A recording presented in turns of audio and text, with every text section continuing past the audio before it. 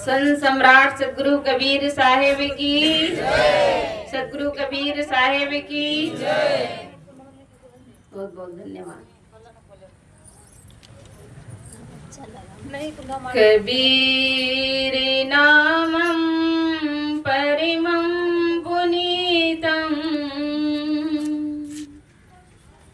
युग युग स्वामी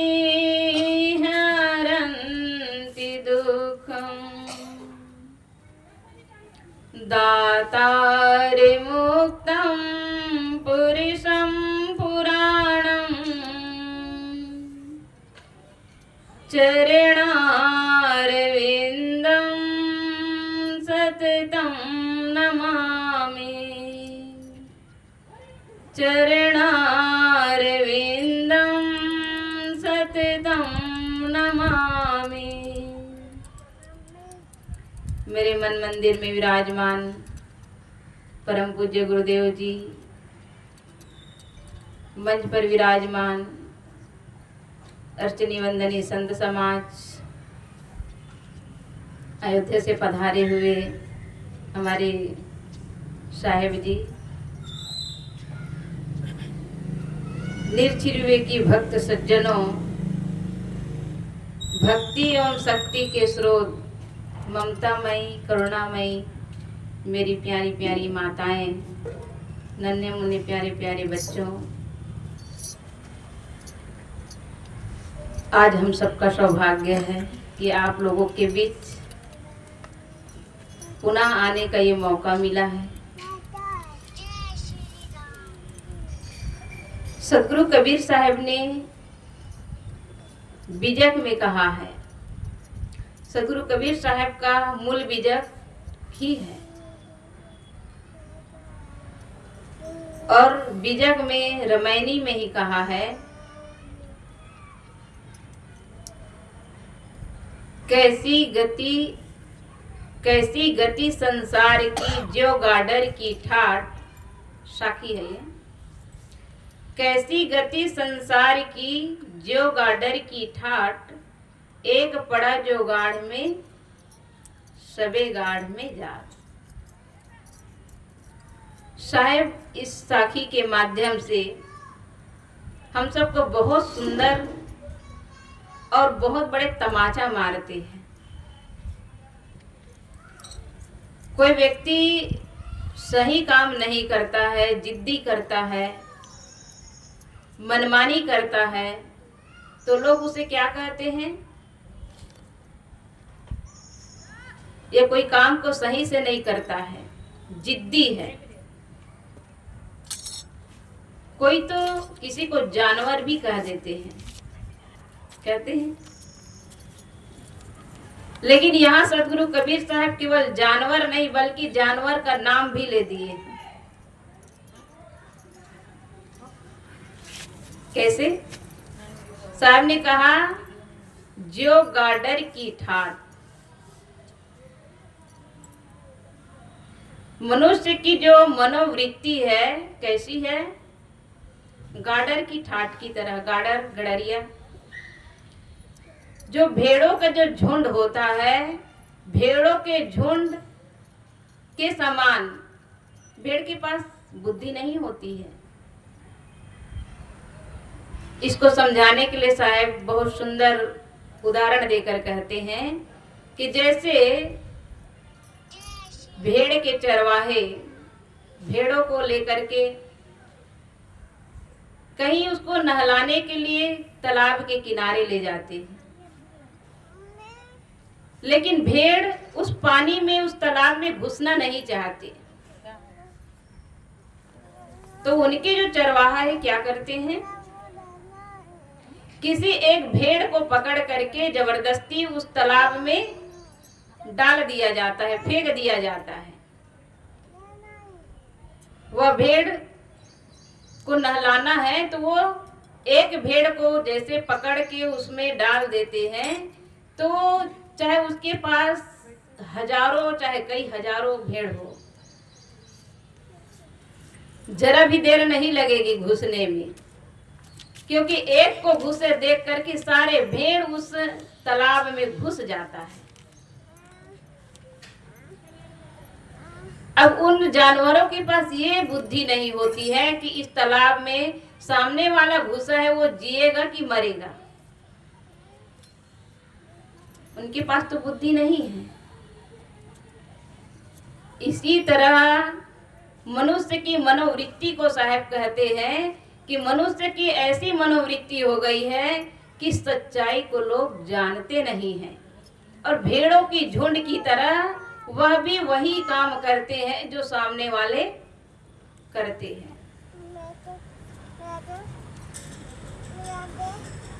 बहुत सुंदर उदाहरण साहब ने कहा है। एक बार अकबर बादशाह और बीरबल, ये तो एकदम चर्चित है। अकबर बादशाह ने कहा बीरबल से, बीरबल चलो कुछ दूर यहाँ से कुंभ का मेला है और कुंभ के मेले में आनंद लिया जाए। कुंभ के मेला में क्यों जाते हैं? कुंभ के मेला में जितने भी हम पाप किए हैं उन पापों को धोने के लिए जाते हैं।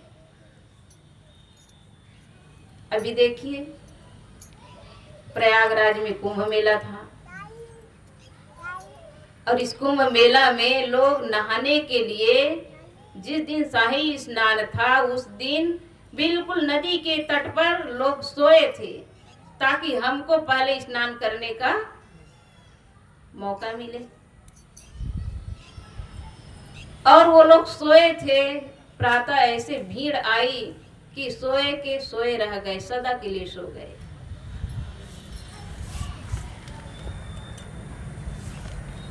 गए थे पाप काटने के लिए, लेकिन पूरा जीवन ही कट गया।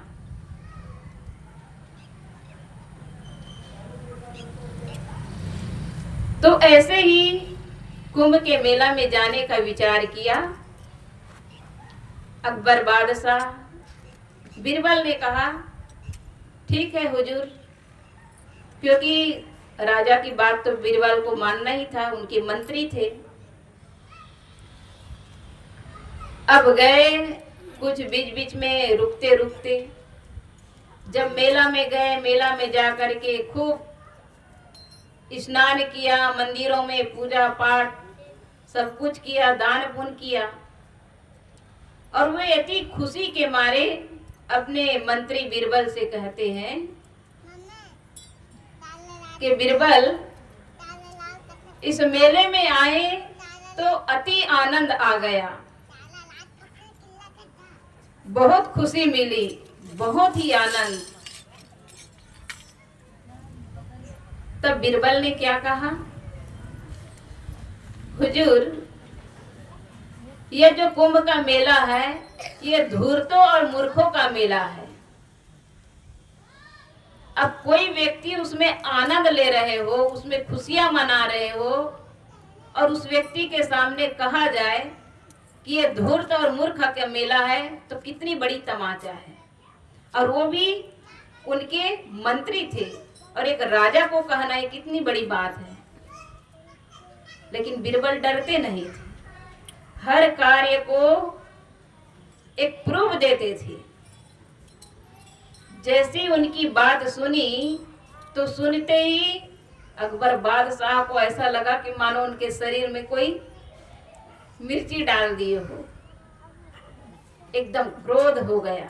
और क्रोध में आकर कहते हैं कि बीरबल खबरदार, तुम ये धूर्त और मूर्ख के मेला कह रहे हो, इसका तुम्हें प्रमाण देना पड़ेगा। तब बीरबल ने कहा कि हुजूर ठीक है, मैं इसका प्रमाण दूंगा और मैं जाने के बाद मुझे छुट्टी मिल जाए तो मैं जरूर इसका प्रमाण दूंगा। अब मेला से उदास होकर लौट गए। जैसे लौटे तो बीरबल ने छुट्टी मांगा 15 दिन का, और 15 दिन की छुट्टी मांग के उन्होंने उनसे कुछ रुपए ले लिया और रुपए लेकर के वो अपने घर पे चले गए। अब घर पे जा करके वह चुपके से उसी अपने घर पे ही रहने लगा। किसी को नजर नहीं आते थे और घर वाले को बता दिए कि किसी को बताना नहीं कि मैं घर पे हूं।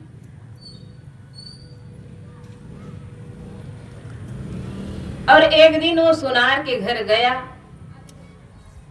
और सुनार के घर में जा करके कहा कि जितना भी पैसा लगे आप एक हाथ कितना होता है, कोई बताइए कितना होता है एक हाथ? हाँ गुड, इतना नहीं होता है। कितना होता है उन लोग को देखो, उतना होता है। ये एक बीता का नहीं बल्कि ये इतना पूरा होता है।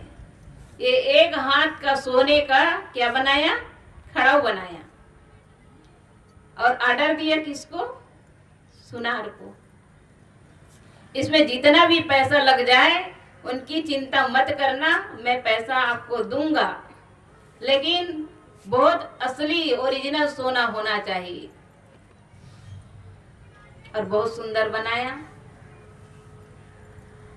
अब बनाया, फिर 14 दिन हो गया। 14 दिन के रात में वो अपने बेटे से कहा कि बेटा कुछ पान का बीड़ा ले आना। पान खाने वाले जानते हैं, तो पान लाया और पान एक पान नहीं बहुत सारा पान ले आए, पैक करवा के अब लाया।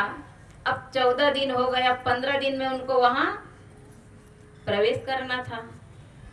जैसे 14 दिन हुआ उसी रात में, रात्रि के समय वो कहाँ गया, मस्जिद में गया और मस्जिद में जा करके वो जो खड़ाऊ बनाया था सोने का उसको मस्जिद में रख दिया और पान को खा के आधा आधा खा के जहां तहां पिक कर दिया, थूक दिया। और खड़ाऊ को, एक खड़ाऊ को तो रख दिया, एक खड़ाऊ अपने पास रखे थे और चुपके से रख करके वो वहां अपने घर चला आया। वहां से वो घर चले आए। जब घर आए तो सुबह के समय सब नमाज पढ़ने के लिए गए, जाते हैं ना, इधर भी है कि नहीं है ना। जब नमाज पढ़ने के लिए सभी मुसलमान भाई पहुंचे वहां, जैसे पहुंचे तो इतना चमकता हुआ सोने का खड़ाऊ, वो लोग दंग रह गए। वाह अल्लाह ताला, क्या आपका करिश्मा है, क्या गजब के आपने करिश्मा किया। और हम लोग को देख करके वो अंदर घुस गया, छिप गया।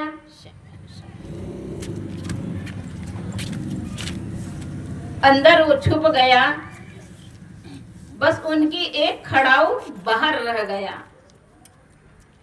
ऐसा समझ करके जितने भी आते थे और देखे कि अल्लाह ताला का बड़ा करिश्मा है, आज अल्लाह ताला ने हम पर बहुत बड़ी कुर्बानी की है कि उन्होंने अपने एक खड़ाऊ छोड़ दिया और यहाँ घूमते फिरते और उन्होंने ये पान खाया है और उस पान को जितने भी आते थे सब उसको प्रसादी समझ के खाने लगे।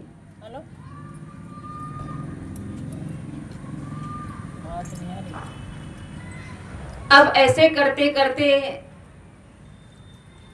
पता चला किसको,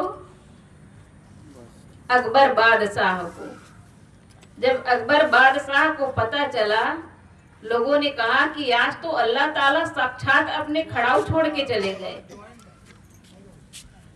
तब लोगों के द्वारा जैसे सूचना मिली, तो सूचना मिलते ही अकबर बादशाह भी आए आए, बहुत सारे सोने चांदी हीरे मोती पैसा सब कुछ लेकर के आया और आकर के वहां पे चढ़ाया और चढ़ा करके उस खड़ाऊ को अपने सीने से लगाया, गले से लगाया, उसको खूब चूमा। उसके बाद उनके प्रसादी भी लिया। फिर वहां पे इतनी धन की बारिश हो गई, रुपये पैसे सोने चांदी हीरे मोती बहुत वहां गहने चढ़ गए। अब लोगों ने सोचा इतना सारा रकम कहाँ रखी, इसकी सुंदर निर्माण किया जाए। अब क्या करना चाहिए, आपस में चर्चाएं होने लगी। तब अकबर बादशाह को लगा कि मेरे मंत्री के अलावा इसका उचित निर्णय कोई नहीं ले सकता है। उसको अपने मंत्री पर बहुत विश्वास था, वो बहुत बुद्धिमान थे। उन्होंने कहा कि इसका निर्णय हमारे मंत्री लेंगे, मंत्री को बुलाया जाए। ऐसे भी उनका 15 दिन हो गया था। राज दरबार में जैसे ही बीरबल प्रवेश किए, ये सारी सूचनाएं बताए कि इस तरह के अल्लाह ताला ने हम सबको दर्शन दिया और उनके दर्शन में जितना भी ये हमारे पास संपत्ति आई है उनका क्या किया जाए। आपस में बैठक हुई। तब बीरबल ने कहा, यदि आप सब मेरी बात मानते हैं तो इस जो सोने के खड़ाऊ है,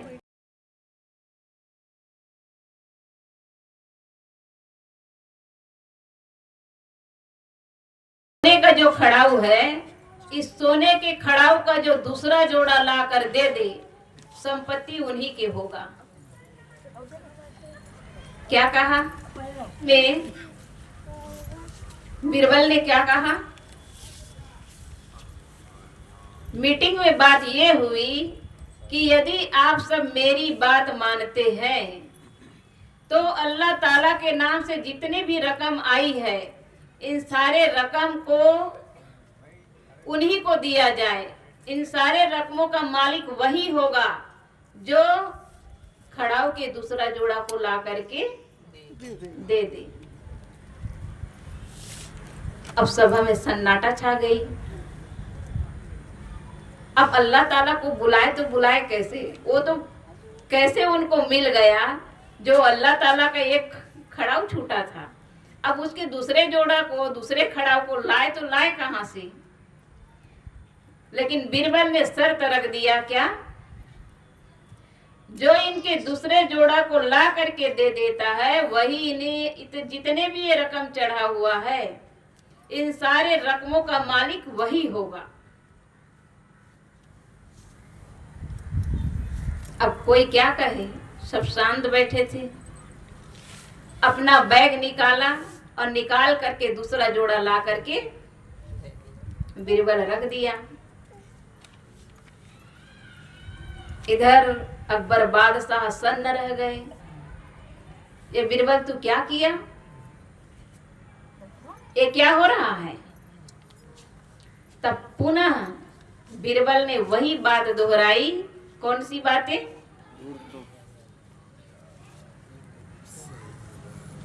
कौन सी बात दोहराई? कुंभ में क्या बात कही थी?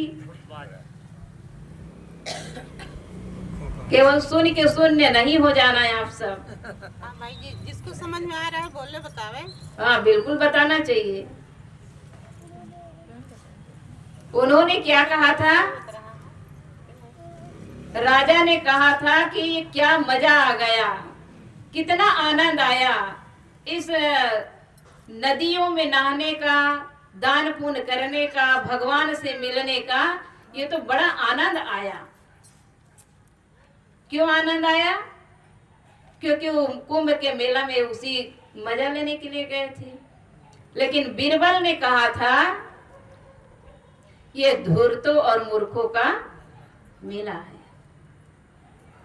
अब वो बात फिर से दोहराए बीरबल ने कि हुजूर, आपने कहा था कि मेला में बड़ा आनंद आया, तो मैंने आपको एक बात कहा था कि ये धूर्तों और मूर्खों का मेला है, तो आपने मुझे कहा कि इसका प्रूफ दीजिए, तो यही है आपका प्रूफ। किसी ने विचार नहीं किया कि ये अल्लाह ताला का है या किसी ने बनाया है। मैं आपसे समय मांगा था तो यही सोने का खड़ाऊ बनवाने के लिए,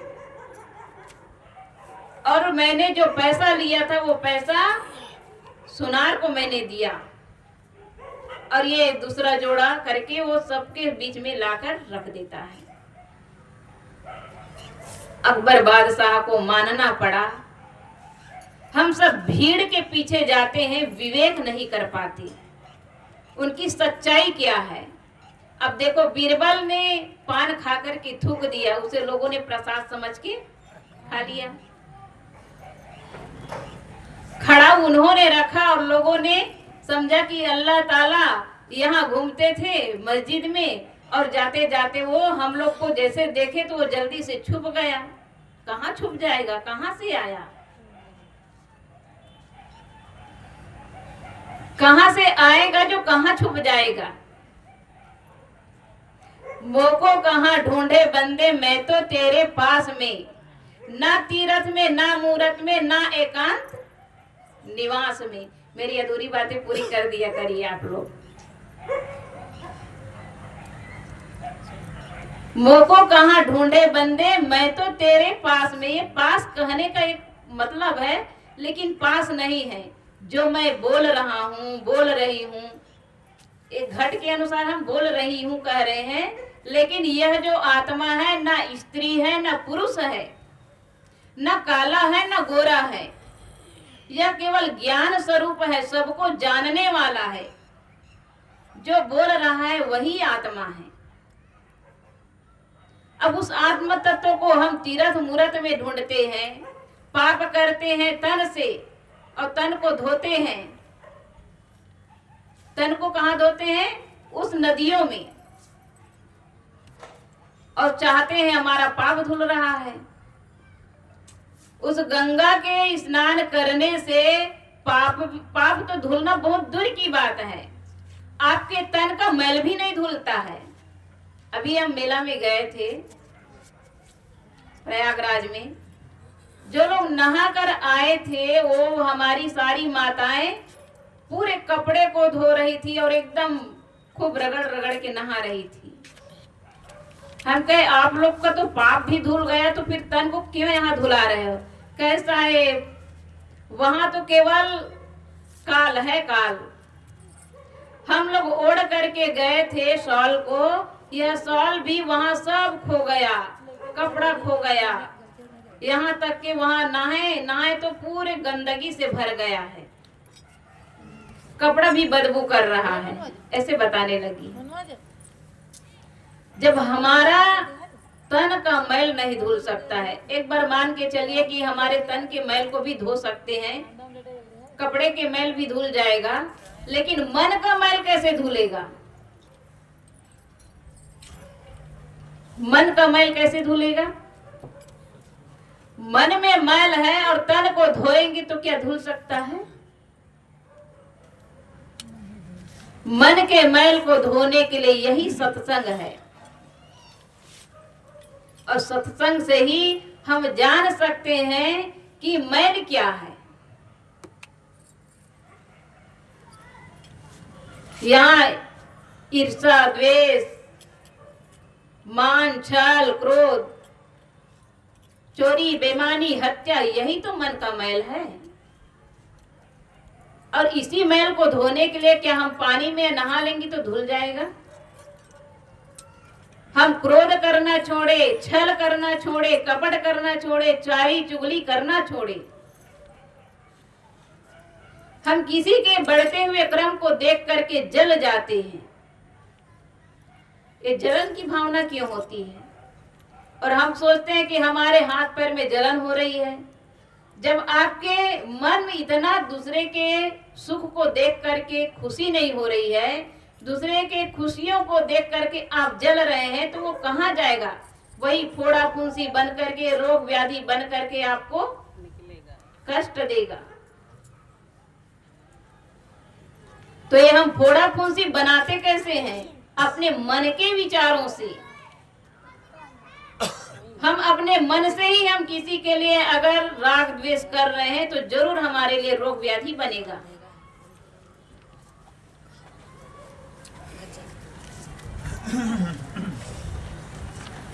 जो भी हम कर्म करते हैं वो हमारे कर्मों का फल हम ही को भोगना है। हम सोचते हैं कि हम कर्म कर रहे, कोई देख नहीं रहे हैं, ऐसे सोचते हैं। हम तो कर्म कर रहे, कोई नहीं देख रहा है। कर्म का लिखा मिटे धो कैसे, जो युग कोटि सिराई। कर्म का लिखा किसी का मिटेगा नहीं। हम कर्म करने में स्वतंत्र हैं, लेकिन फल पाने में बंध जाते हैं।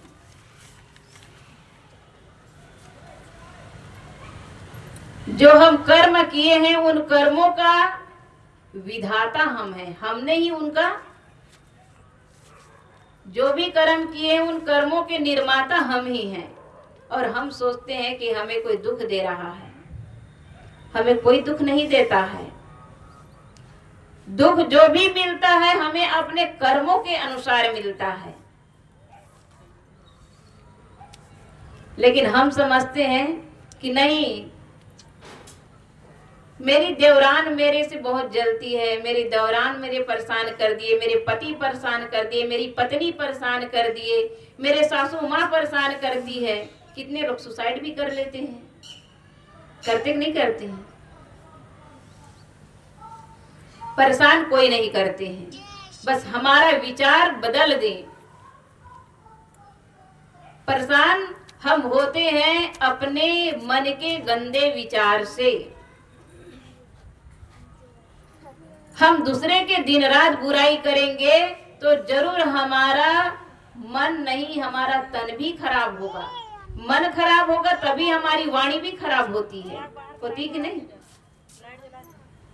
जब तक के हमारे मन में किसी के लिए कोई गलत बातें, गलत विचार नहीं आएगा, तो गलत विचार नहीं आएगा तो हम गलत बातें बोल नहीं सकते हैं। पहले हमारे मन में आता है, और जब मन में आता है तो वही एक दिन वाणी के रूप में निकल जाता है, और वाणी के रूप में निकलता है, फिर बाद में वो कर्म में निकल जाता है। फिर आदमी कर्म करता है, पहले किसी के लिए जलेगा, फिर उसको गाली देगा, उसके बाद में उसे मारे पीटेगा भी। तो ये क्रम हमारे ही द्वारा होता है। एक बार एक माँ जो अपने बहू को तो कुछ भी गाली नहीं देती थी, लेकिन उनकी बहू की एक ऐसी आदत बन गई थी कि पारा पड़ोस में जाए, चाहे कहीं भी जाए, वो अपने सासू माँ की निंदा ही किया करती थी। मेरी सासू माँ ऐसी वैसी, मतलब हमेशा अपने सासू माँ की बुराई करती थी। और वो सत्संग में भी जाती थी। तो एक दिन उनके गुरु माता ने कहा, अच्छा तुमको इतनी तकलीफ जो हो रही है, तो एक काम करना, जिस तुम अपने सासू माँ की बुराई करती हो कि वह ऐसी है वैसी है, हो सकता है वो अगर कितना भी बुरी हो, आपके लिए अच्छा भाव ना रखती हो, लेकिन आप एक काम करना, आज घर जाना और मार्केट में जा करके उनके लिए पूरे सामान खरीद लाना। क्या सामान खरीदना? उनके जो भी श्रृंगार है वो सारा श्रृंगार खरीदना, कपड़े साबुन जो भी आप हमारे माता लोग लगाती हैं, सारे श्रृंगार ले आना, और उनके लिए नया बर्तन लाना, और कल सुबह उसको अपने हाथों से नहलाना, और नहला करके सुंदर उसके लिए खीर बना लेना, और नए बर्तन से अपने सासू माँ को अपने हाथ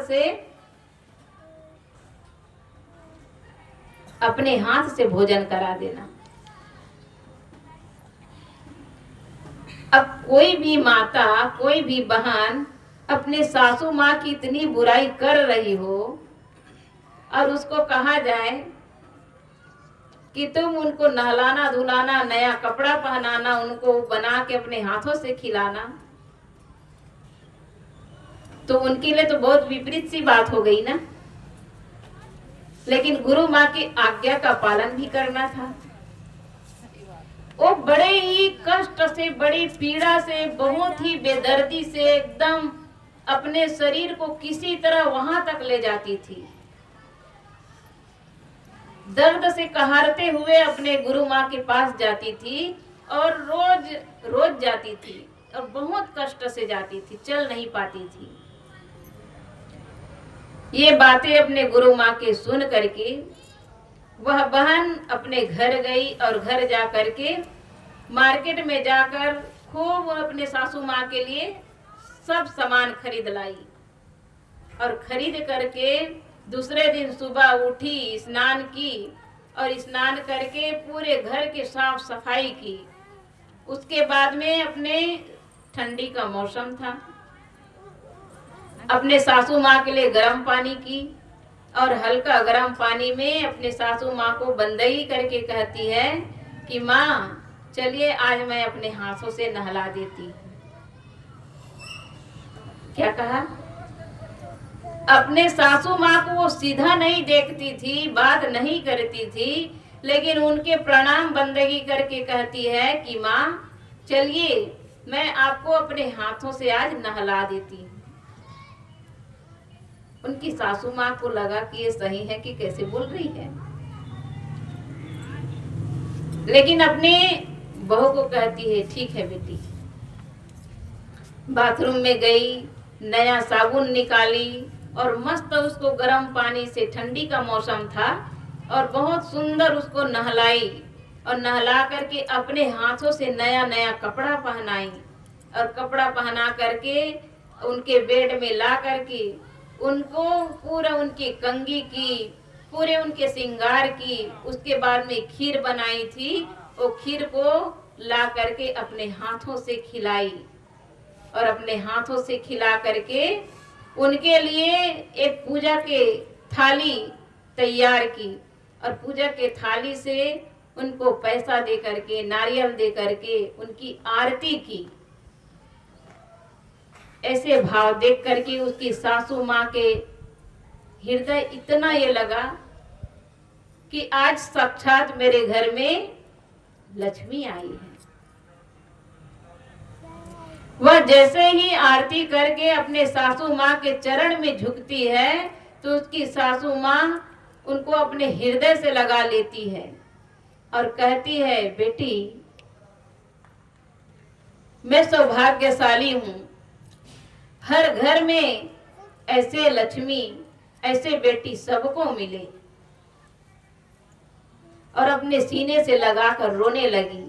ऐसी बातें सुन करके उसकी बहू भी एकदम